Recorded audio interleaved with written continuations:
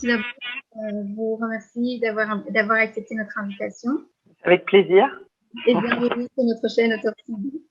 Voilà, aujourd'hui, nous allons évoquer avec vous le sujet du bilan des droits de l'homme de la Turquie, ainsi que la place des droits de l'homme dans les relations humaines.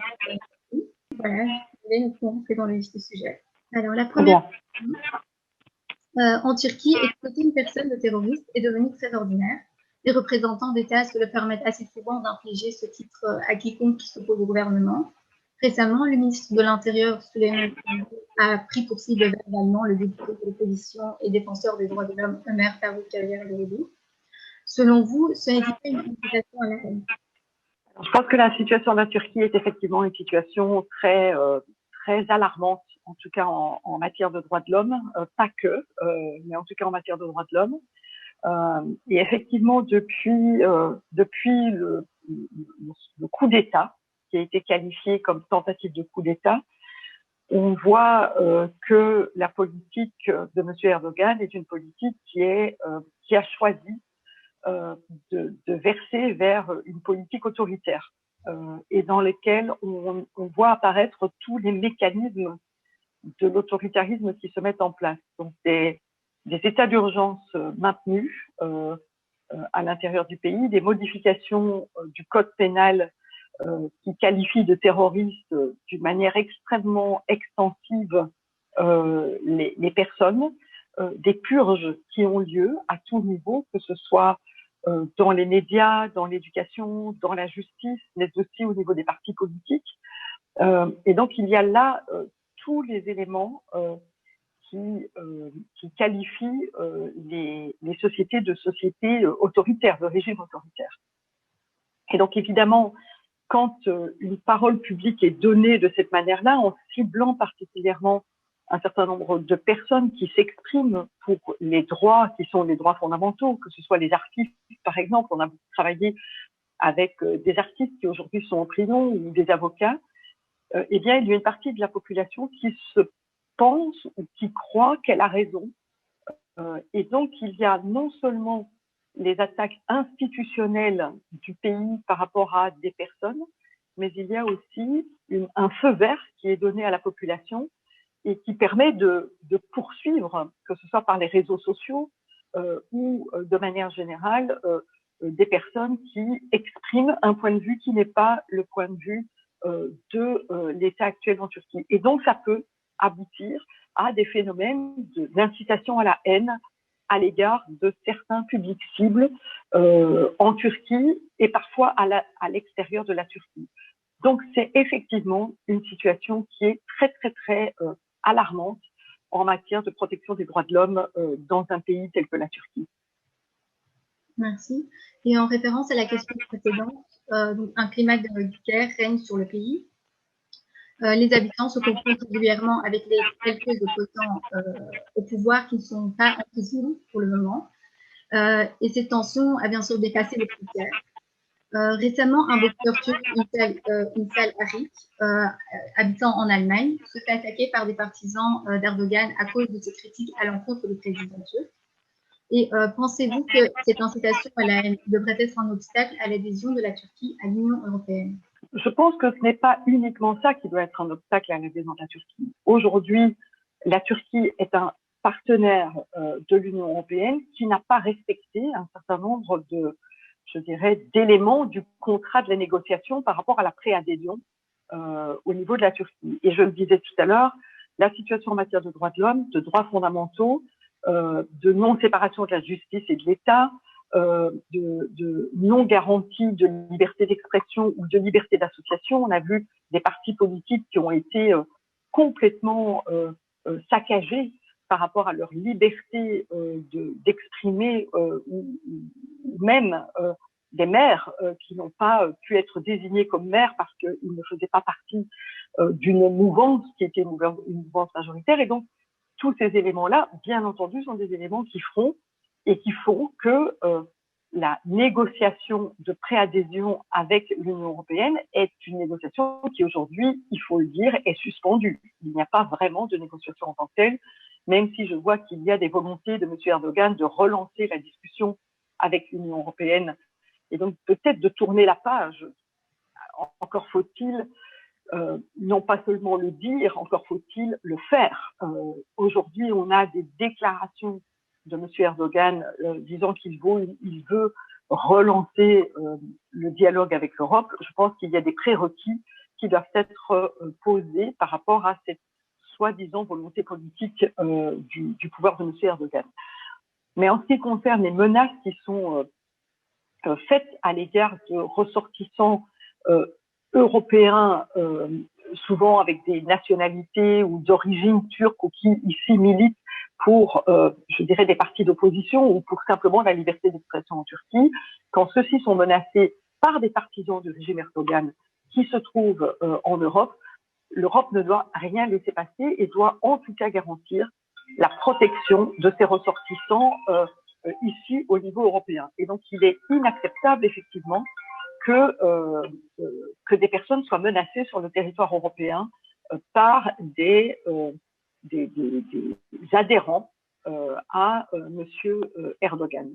Et l'Europe doit faire son travail, c'est-à-dire elle doit enclencher des mécanismes qui sont des mécanismes judiciaires à l'égard de ces personnes. Donc, les scandales n'en finissent pas avec la nouvelle Turquie d'Erdogan. Et actuellement, il y a une nouvelle violation aux droits de l'homme, qui est la fouille en nuit abusive dans les prisons. Et étant une méthode archaïque, ce système de fouille atteint profondément la dignité. La fouille à nu des détenus serait-elle un moyen de vengeance et d'humiliation de la part du gouvernement, si nous prenons en compte, bien sûr, le nombre exhaustif de prisonniers qui sont là pour des raisons politiques? Alors, vous savez, la question des prisons est une question extrêmement sensible parce que partout dans le monde, quand il s'agit du traitement donné aux prisonniers, ce n'est pas forcément la politique qui est le plus soutenue, effectivement, par la population quand vous travaillez sur les droits des prisonniers. Et pourtant, on est signataire des conventions internationales qui garantissent que les droits de l'homme soient aussi donnés aux prisonniers avec des traitements qui sont des traitements respectueux et dignes des personnes qui aujourd'hui sont en prison. Et là, ce que vous mettez sur la table, c'est une violation à ces conventions internationales de garantir la dignité aux prisonniers. D'autant qu'en Turquie, depuis la tentative de coup d'État, on a dans les prisons des opposants politiques, des opposants au régime qui ne sont pas des criminels en tant que tels. Donc déjà, au niveau des criminels, bien entendu, il est important de respecter la dignité des personnes dans les prisons. Mais ici, en plus, a fortiori, il y a énormément de personnes dans les prisons turques qui n'ont même pas pu bénéficier d'un procès en bonne et due forme et qui, en plus de ça, vivent des situations d'humiliation totale par le biais des fouilles qui sont des fouilles à nu de ces personnes dans les prisons. Et donc là aussi, c'est aussi une des raisons par rapport à la question de la signature des conventions internationales qui doit, nous, Européens, nous donner la possibilité, dans les discussions que nous avons à la Turquie, de mettre un certain nombre de choses sur la table et surtout des conventions internationales de ce type.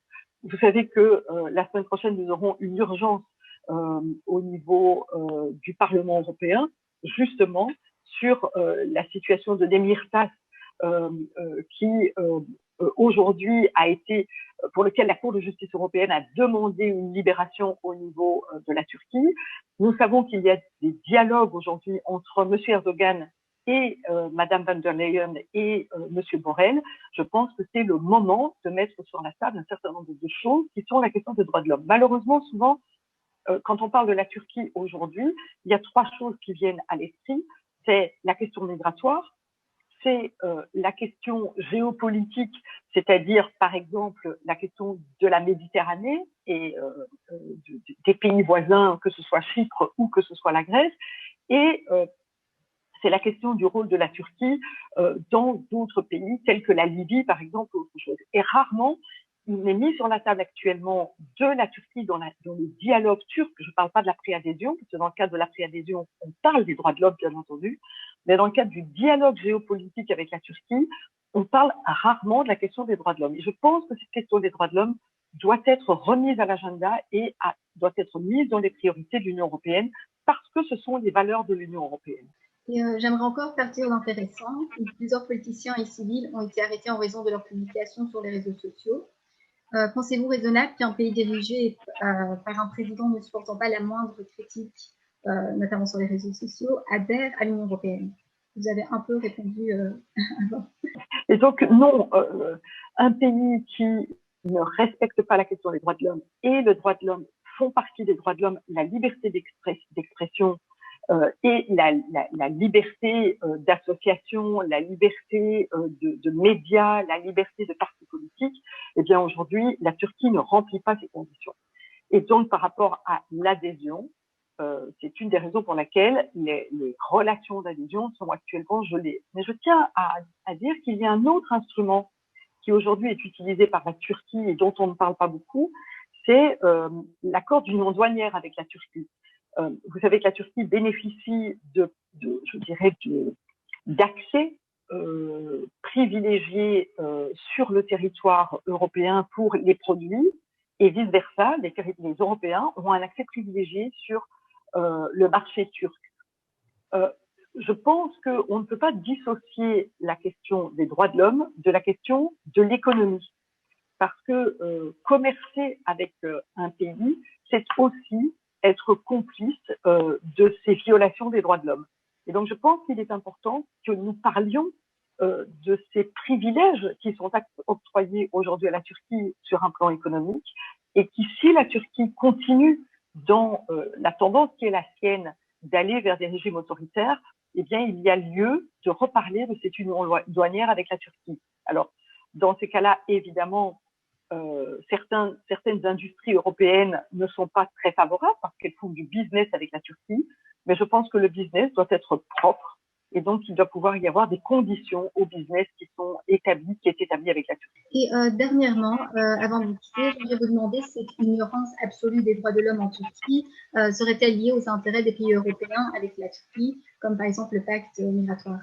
Comme je le disais tout à l'heure, la Turquie, elle est vue effectivement comme étant un partenaire géopolitique de l'Union européenne avant même d'être un partenaire à l'adhésion de l'Union européenne.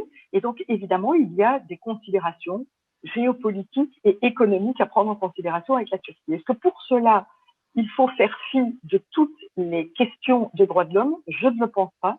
Il est important avec la Turquie de poser ces questions, tout simplement parce que aussi une bonne partie de la population turque attend des Européens qu'elle puisse exiger de la Turquie de faire plus d'efforts, de faire vraiment des avancées en matière de droits de l'homme. Et donc, si on veut, au niveau mondial, en tant qu'Européens, mettre en avant les questions qui sont des questions fondamentales de modèle de démocratie tel que celui dans lequel nous vivons aujourd'hui et qui est aussi parfois mis en difficulté, il suffit de regarder ce qui se passe en Hongrie ou en Pologne aujourd'hui en Europe.